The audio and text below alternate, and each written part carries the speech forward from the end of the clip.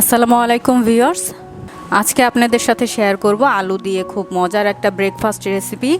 ঘরে আলু আর আটা থাকলে ঝটপট এই মজাদার ব্রেকফাস্ট রেসিপিটা বানিয়ে নিতে পারেন। এটা বানাতে একদম কম সময় লাগে আর খেতেও খুবই মজা। বাচ্চাদের টিফিনেও ঝটপট এই নাস্তাটা বানিয়ে দিয়ে দিতে পারেন।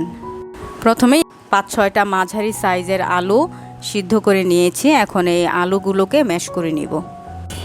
আলুগুলো ভালোভাবে ম্যাশ করা হয়ে গেছে। এখানে যাতে কোনো দানা দানা না থাকে খেয়াল রাখতে হবে।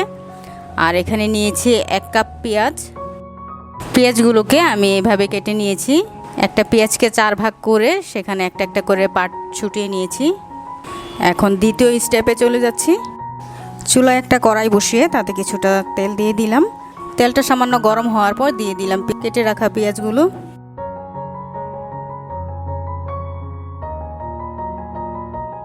পেঁয়াজের সাথে দিয়ে দিচ্ছি 1 চা চামচ হলুদের গুঁড়া এবং 1 চা চামচ মরিচের গুঁড়া, স্বাদ মতো লবণ,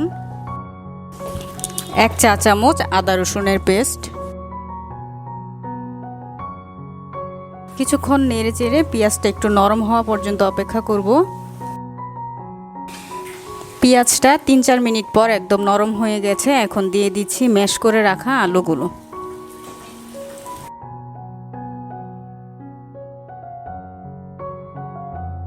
লবণটা এ পর্যায়ে টেস্ট করে নিতে পারেন।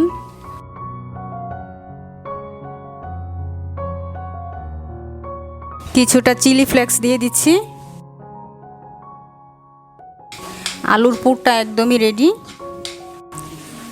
এখন এখানে নিয়ে নিলাম আটার রুটি। আমরা রেগুলার যেই রুটিগুলো খেয়ে থাকি সেই রুটিগুলোই নিয়েছি এখানে।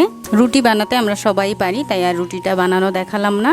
রুটিটাকে প্রথমে তাওয়ায় একটু ছেঁকে নিতে হবে।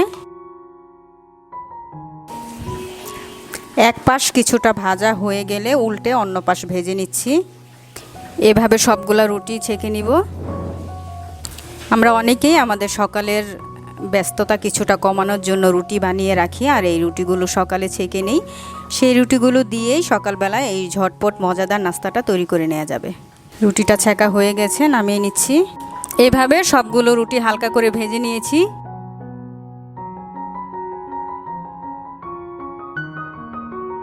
চিজ নিয়েছি, এই চিজটাকে এখন আমি গ্রেট করে নিব।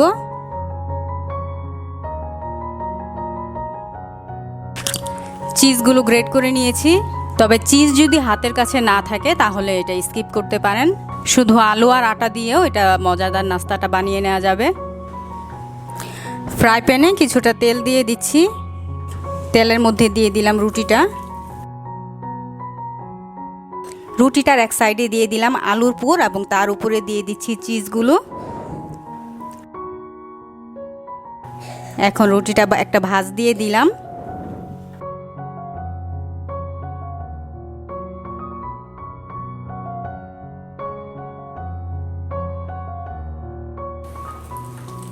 এক পাশ যখন এরকম সুন্দর একটা ভাজা ভাজা কালার চলে এসেছে তখন উল্টে অন্য সাইডটাও ভেজে নিব।